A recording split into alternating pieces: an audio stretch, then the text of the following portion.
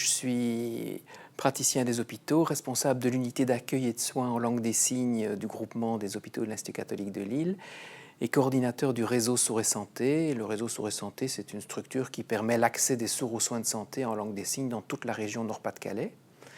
Et dans ce cadre-là, on a développé une série de projets de recherche, dont le principal est un projet de recherche hospitalier qui vise à valider une échelle de dépistage des démences en langue des signes pour pouvoir faire du dépistage des démences dans la population des sourds qui s'expriment en langue des signes.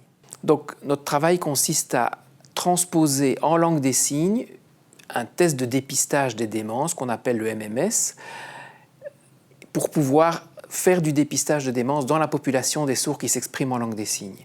Alors que jusqu'à présent, cette population-là ne pouvait pas bénéficier de dépistage correct puisque s'exprimant en langue des signes, lorsqu'on la teste en français, elle échoue au test, mais pas parce qu'elle est démente nécessairement, mais parce qu'elle ne connaît pas la langue française. Et donc il fallait un test dans leur propre langue. Et découle de cela toute une série d'autres domaines de recherche dont on s'est rendu compte qu'ils étaient inexplorés jusqu'à présent. C'est par exemple également le dépistage et l'évaluation des troubles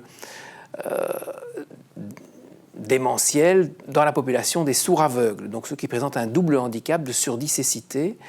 Actuellement, il n'existe aucun moyen de prendre ces gens en charge, de les dépister, et donc on a aussi des projets qui vont se développer dans ce domaine-là pour essayer d'améliorer leur prise en charge.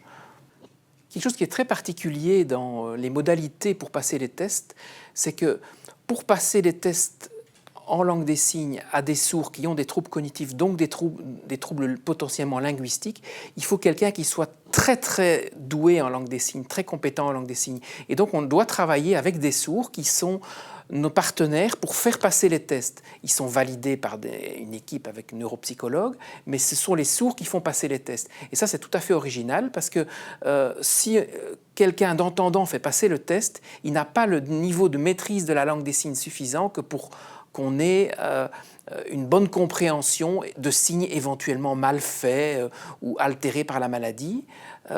Et voilà, donc ça c'est très particulier dans les modalités de passation du test. En fait, avec les sourds, il faut tout réinventer.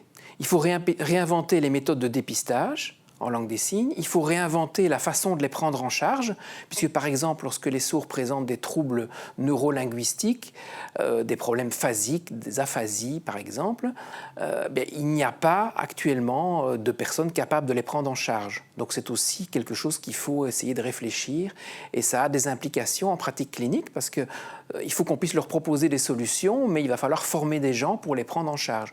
Ça concerne une très petite population, mais qui sont actuellement tout à fait abandonnés et pas du tout pris en charge. Et donc notre travail, c'est justement d'essayer de répondre à ces besoins-là.